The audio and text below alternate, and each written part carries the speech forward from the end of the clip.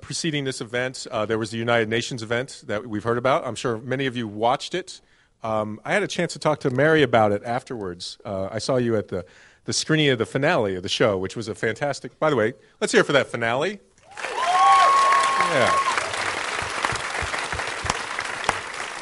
And Mary, at the finale, you were telling me how you seem to be almost just pulsing with excitement about that day and what it promised and brought up. Give us a little bit about that, maybe a snapshot memory and maybe an emotional memory of that day.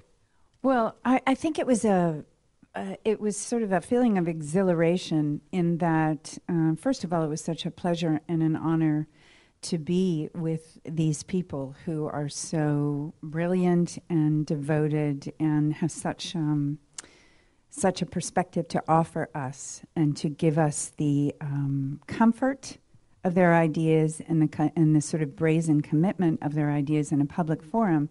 To be part of that and to be inside the UN was a great privilege as an artist, because I think at the core what we really want as artists is to be brought out into the culture and to be able to serve. And so I think the thing that gave me the sort of exhilaration was the feeling of having been somewhat in service with people who are truly serving, and that was quite an amazing feeling, and it's great to be back with you. You know, it's amazing how this show presents itself for scrutiny on very, very serious matters. There's a lot of shows that they merely entertain. This one goes far, far beyond that. Craig, you have a presentation of sorts. You've sort of articulated in your own mind some of the ways that this show reflects and resonates with what's going on in the world today. Could you maybe tell us a little bit about that? Thoughts on it? Sure, with pleasure. I'm not sure I have a presentation. Well, I should say you have a take on it. Or the star power that SpongeBob would have if he were here. But he is here. I saw him. But I don't think it's very hard to have a take on this, to make the linkages between Battlestar Galactica and the kinds of things that we work on every day in the United Nations. I mean, people talk about Battlestar Galactica as science fiction. It might be, and there may be some science in there, but from our perspective, there's not a heck of a lot of fiction. I mean, if you do the sort of work that the hundreds of UN human rights monitors around the world do, you will realize that it is more allegory than it is fiction in any true sense of the word. Our organization was established over 60 years ago, with a very particular idea in mind, the idea that you can have an international order in which the purpose of government and the purpose of societies is to provide freedom from fear and freedom from want. And, you know, what more central theme in the many seasons of Battlestar Galactica do you find other than freedom from fear and freedom from want? But the timing, I think, of the show particularly interesting, because it is a show which was enjoyed by all of us during a period when we were especially worried about the state of human rights in the world. And so many of the themes that we address every day in our work found their way into the story of Battlestar Galactica. During the UN panel, I actually told the creators that they owe royalties to the UN, or at least to Eleanor Roosevelt, who drafted the Universal Declaration of Human Rights, because we were so familiar with so many of those themes. And I don't have to rehash them for this audience, who clearly know the show very well and know the state of the world in which this show has been shown.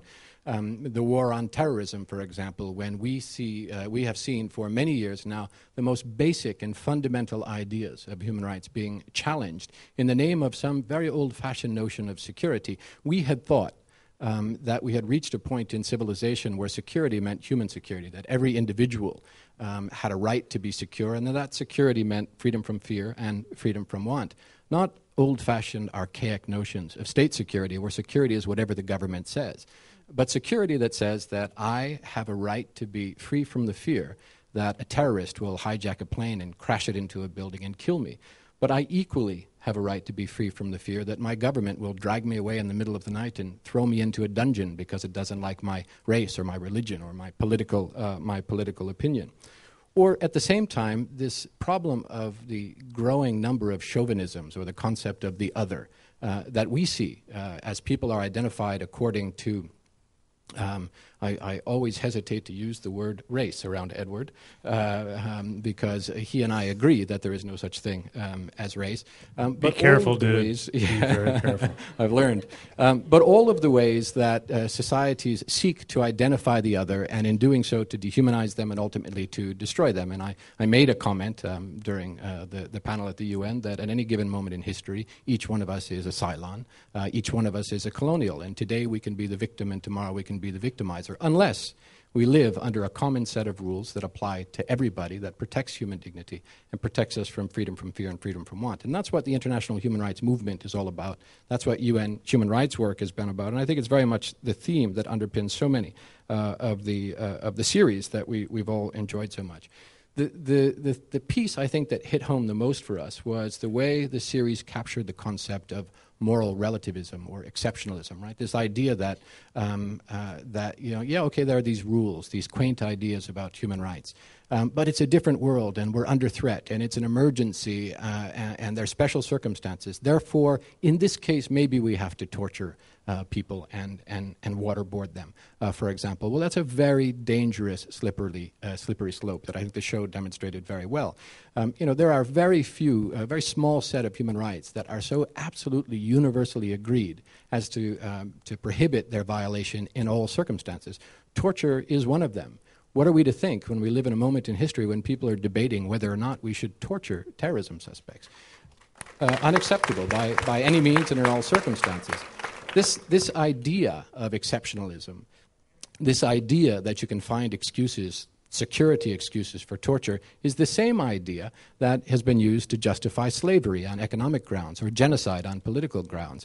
You can make those arguments, but it's unacceptable under all circumstances. And testing those very difficult issues through boring UN documents is one way to do it. But doing it in popular media and in an excellent television program like Battlestar Galactica is a much more effective way of doing it. So you say we're helping you, but I must say the series has helped us as well, and I think we're very grateful.